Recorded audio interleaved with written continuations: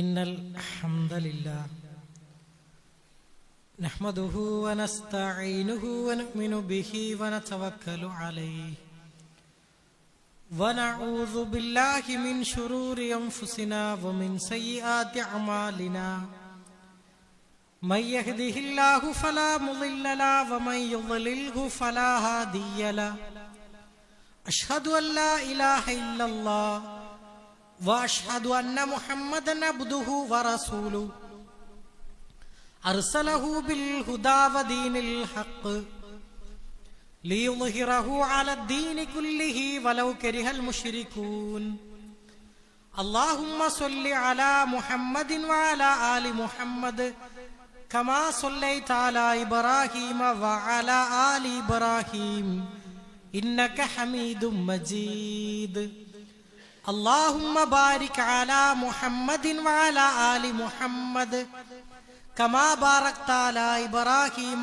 وعلى آل إبراهيم إنك حميد مجيد أما بعد فإن خير الحديث كتاب الله وخير الهدي هدي محمد مصطفى صلى الله عليه وسلم وشر الأمور محدثاتها وكل محدثة بدعة وكل بدعة ضلالة وكل ضلالة في النار أعوذ بالله من الشيطان الرجيم بسم الله الرحمن الرحيم يا أيها الناس اتقوا ربكم الذي خلقكم من نفس واحدة وخلق منها زوجها وبث منهما رجالا كثيرا ونساء واتقوا الله الذي تساءلون به والأرحام إن الله كان عليكم رقيبا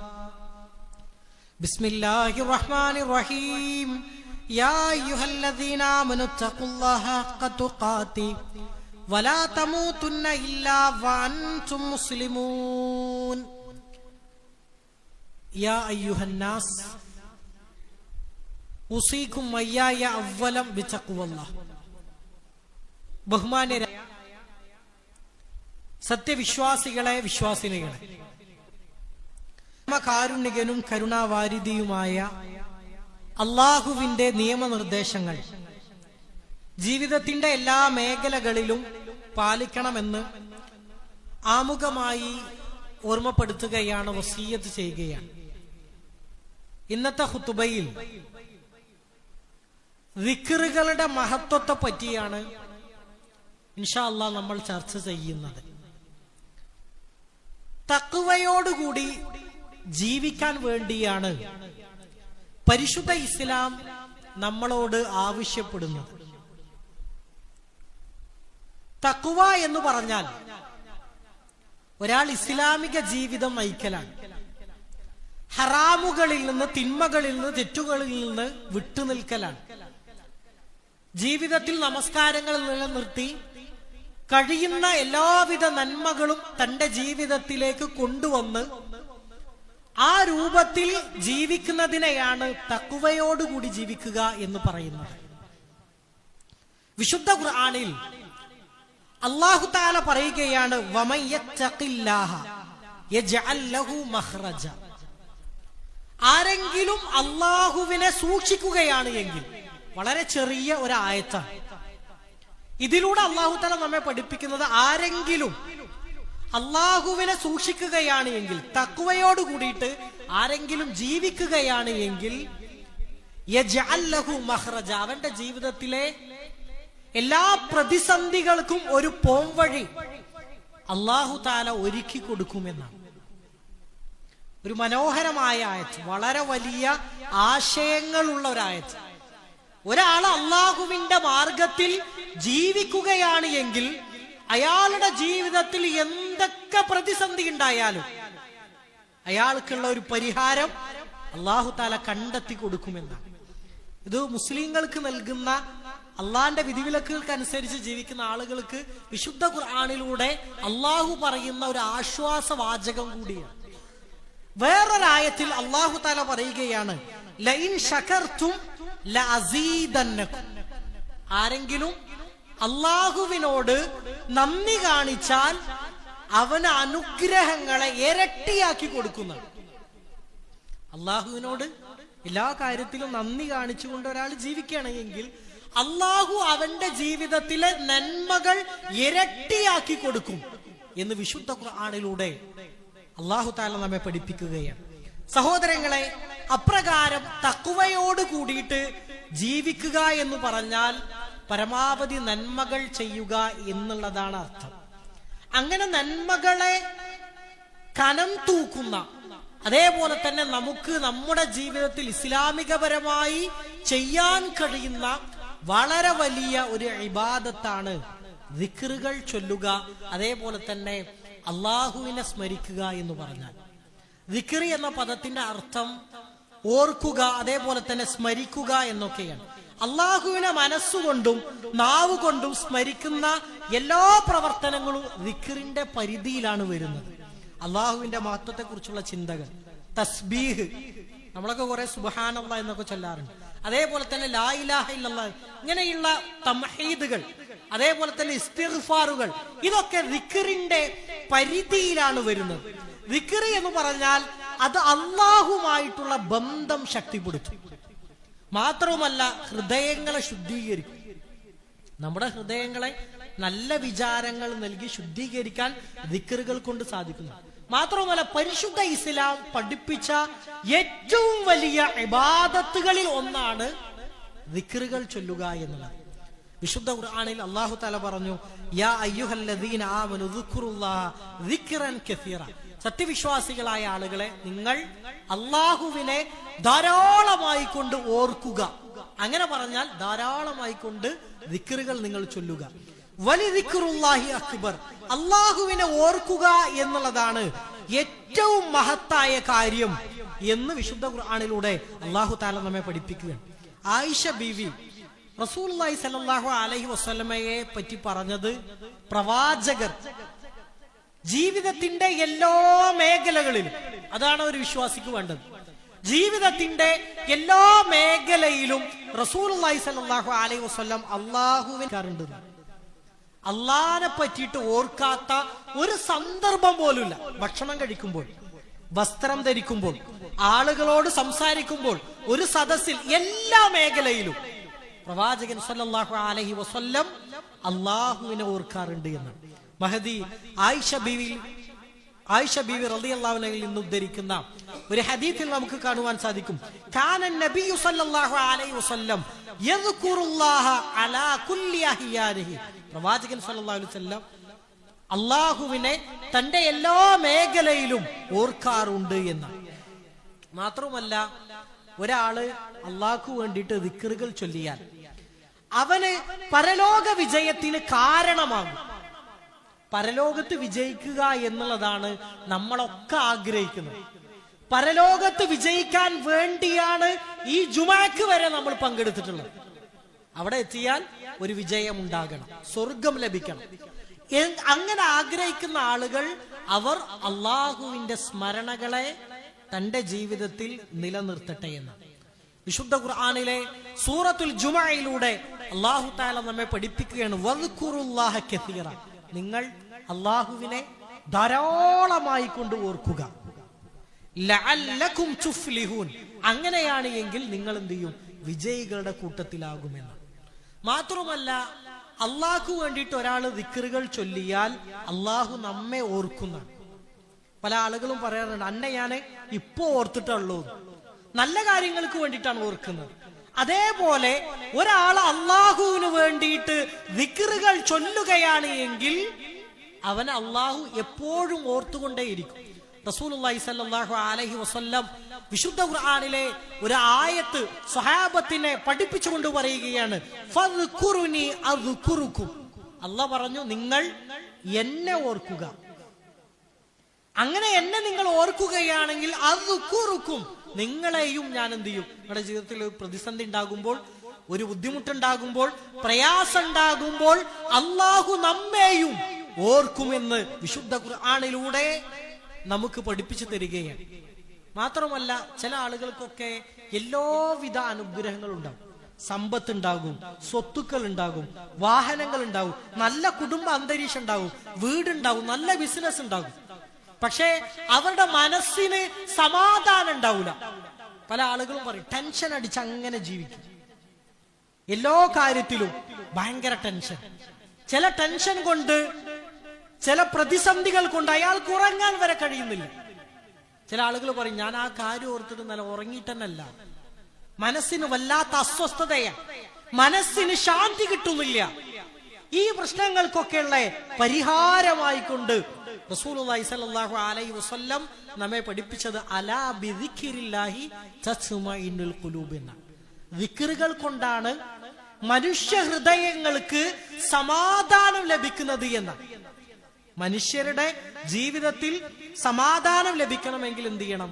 അവൻ ദിക്റുകൾ ചൊല്ലണമെന്ന്. നമ്മുടെ ഹൃദയത്തിനുള്ള യഥാർത്ഥ ചികിത്സ എന്ന് പറഞ്ഞാൽ കഴിയുന്ന സമയം അത്രയും നമ്മൾ ദിക്റുകൾ ചൊല്ലുക എന്നുള്ളത്. നമ്മളൊരു അല്പസമയം മാറ്റിവെക്കും. നമുക്കൊക്കെ മനപ്പാടമുള്ള ഒരുപാട് ദിക്റുകൾ ഉണ്ടാകും. നമ്മുടെ ഫോണിന്റെ സ്റ്റാറ്റസ് നമ്മളൊന്ന് പരിശോധിച്ചാൽ ഒരു ദിവസം നമ്മൾ എത്ര റീലുകൾ കാണുന്നുണ്ടാകും, എത്ര സമയം നമ്മൾ മൊബൈലുകളിൽ ചെലവഴിക്കുന്നുണ്ടാകും. അതേപോലെ നമ്മുടെ ജീവിതത്തിൽ അള്ളാഹുവിനെ ഓർക്കാൻ, ദിക്റുകൾ ചൊല്ലാൻ, അതിനൊക്കെ നമ്മൾ എന്ത് ചെയ്യണം? ഒരു സമയം കണ്ടെത്തണം. നിസ്കാര ശേഷം ചൊല്ലേണ്ട ദിക്റുകൾ എന്ന് പറഞ്ഞിട്ട് കുറെ പഠിപ്പിച്ചിട്ടുണ്ട്. രാവിലെ പ്രഭാതത്തിലുള്ള പ്രാർത്ഥനകൾ, ദിക്റുകൾ.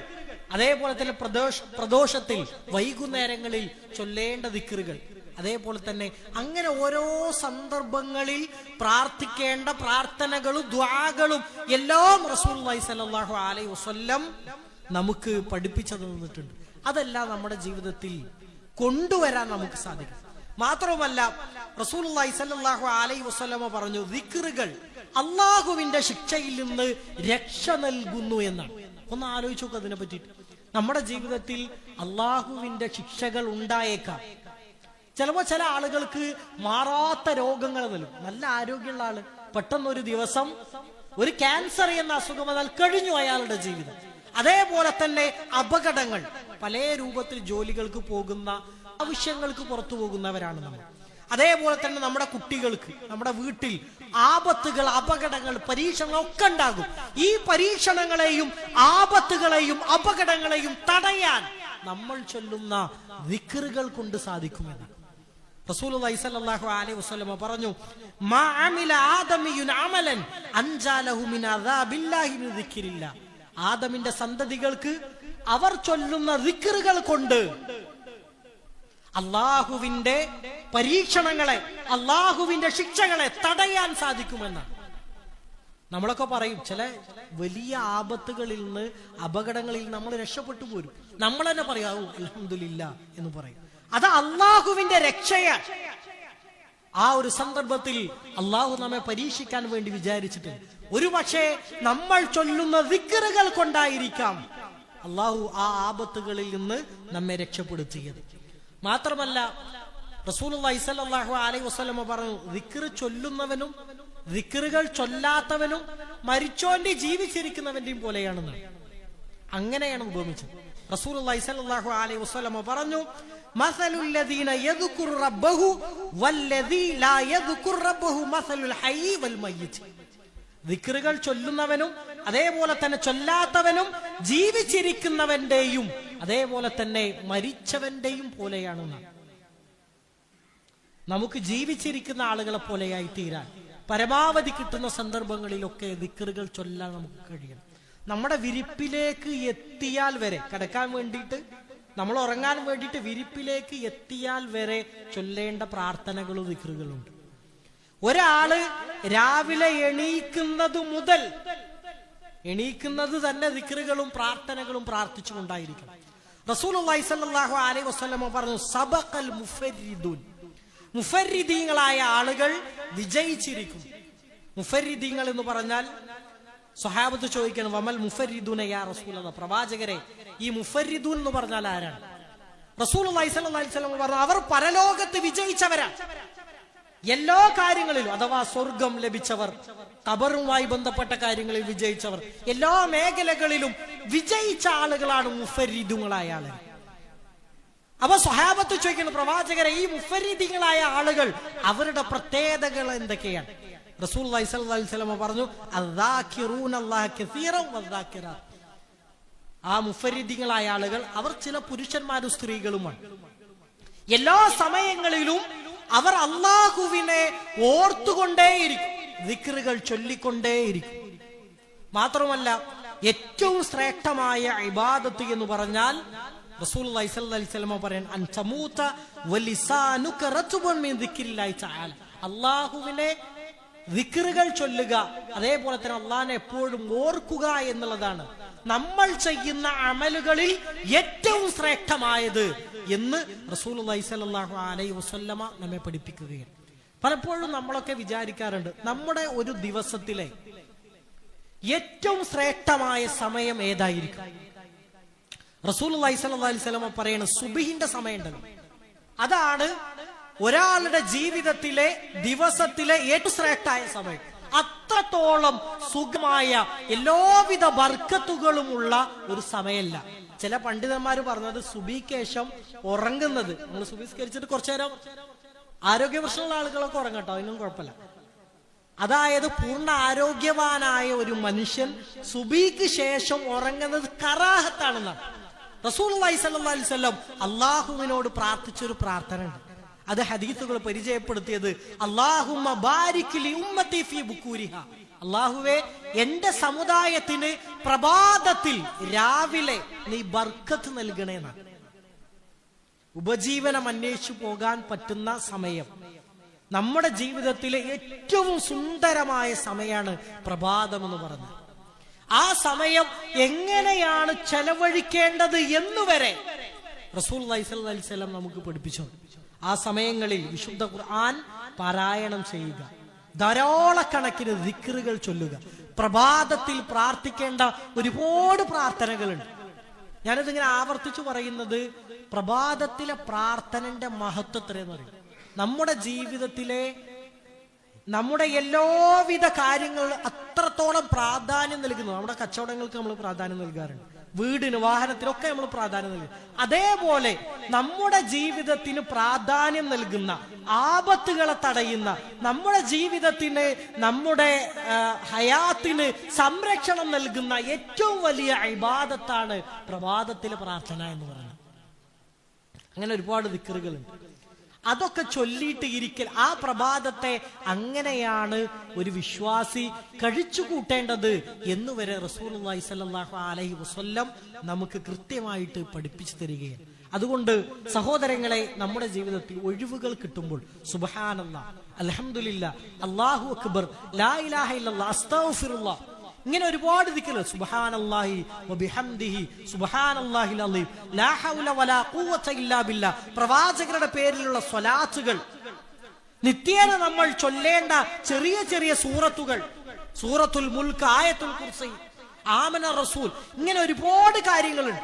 ഇതെല്ലാം ഓരോ ദിവസവും നമ്മുടെ ജീവിതത്തിൽ രോഗങ്ങൾക്ക് നമ്മൾ മരുന്ന് കഴിക്കുന്നത് പോലെ നമ്മുടെ ജീവിതത്തിൽ നമുക്ക് ബർക്കത്ത് നൽകുന്ന സംഗതികളാണ്. അതിനെ പരമാവധി ഉപയോഗപ്പെടുത്താൻ വേണ്ടി നമ്മൾ പരിശ്രമിക്കുക. നമ്മുടെ സമയങ്ങളെ പാഴാക്കാതെ പരമാവധി നന്മകൾക്ക് വേണ്ടി ഉപയോഗപ്പെടുത്തുക. അള്ളാഹു നമ്മെ ഏവരെയും അനുഗ്രഹിക്കുമാറാകട്ടെ.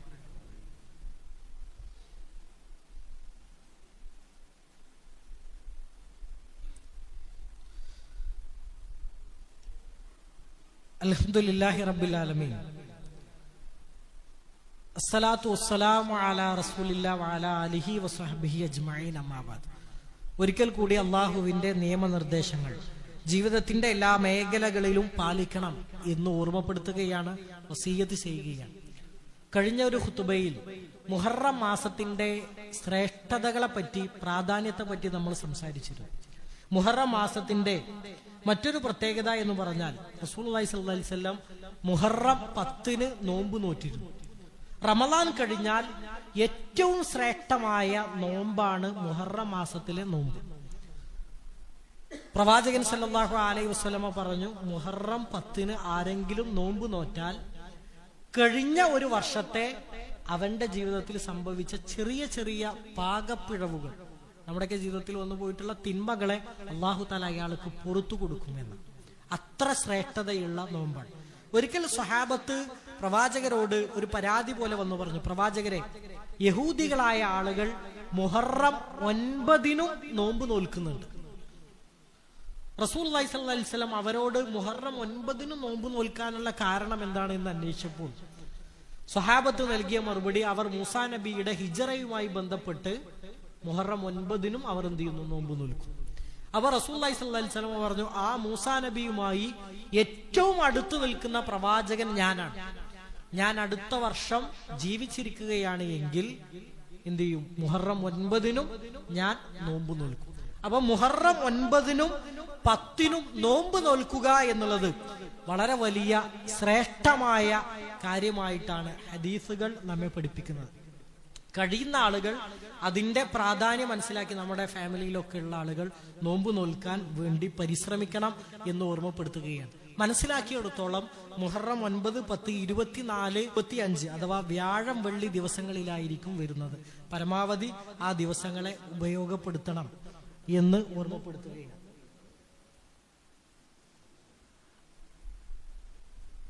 ഏതായാലും മുഹറം 9, 10 നോമ്പിന്റെ പ്രാധാന്യം മനസ്സിലാക്കിക്കൊണ്ട് ആ നോമ്പ് പരമാവധി നോൽക്കണമെന്ന് ഓർമ്മപ്പെടുത്തുകയാണ്. അള്ളാഹു നമ്മുടെ ജീവിതത്തിൽ വന്നുപോയിട്ടുള്ള ചെറുതും വലുതുമായ എല്ലാവിധ തെറ്റുകുറ്റങ്ങളെയും പുറത്തു മാപ്പാക്കി തന്ന് അവന്റെ ജന്നാത്തുൽ ഫിർദൗസിൽ ഒരുമിച്ച് കൂട്ടി അനുഗ്രഹിക്കുമാറാകട്ടെ. അള്ളാഹുവെ, ഞങ്ങളുടെ ജീവിതത്തിൽ ഞങ്ങൾ ചെയ്ത എല്ലാവിധ നന്മകളെയും പരലോകത്ത് സ്വീകരിക്കപ്പെടുന്ന അമലുകളുടെ കൂട്ടത്തിൽ ഉൾപ്പെടുത്തി അനുഗ്രഹിക്കട്ടെ. അള്ളാഹുവെ, ഞങ്ങളിൽ നിന്ന് മരണപ്പെട്ടു പോയ ഞങ്ങളുടെ മാതാപിതാക്കൾ, കുടുംബക്കാരായ ആളുകൾ, അതേപോലെ തന്നെ പണ്ഡിതന്മാരായ ആളുകൾ, അവരുടെ ഖബറിടത്തെ വിശാലമാക്കി കൊടുക്കണമെന്നത്. അള്ളാഹുവെ, ഞങ്ങളിൽ രോഗങ്ങൾ കൊണ്ട് പ്രയാസം അനുഭവിക്കുന്ന ഒരുപാട് ആളുകളുണ്ട്. അവരുടെ രോഗങ്ങൾക്കെല്ലാം നീ ശമനം നൽകി അനുഗ്രഹിക്കണമേ അള്ളാഹ്. അള്ളാഹുവെ, ഞങ്ങളുടെ കച്ചവടങ്ങളിൽ ജോലികളിൽ ബർക്കത്ത് നൽകി അനുഗ്രഹിക്കണമേ നാഥ. اللهم اغفر للمؤمنين والمؤمنات والمسلمين والمسلمات إنك مجيب الدعوات يا قاضي الحاجات. اللهم أجرنا من النار، اللهم أجرنا من النار. اللهم يا مقلب القلوب ثبت قلوبنا على دينك. ربنا آتنا في الدنيا حسنة وفي الآخرة حسنة وقنا عذاب النار. ربنا هب لنا من أزواجنا وذرياتنا قرة أعين واجعلنا للمتقين إماما. آمين آمين برحمتك.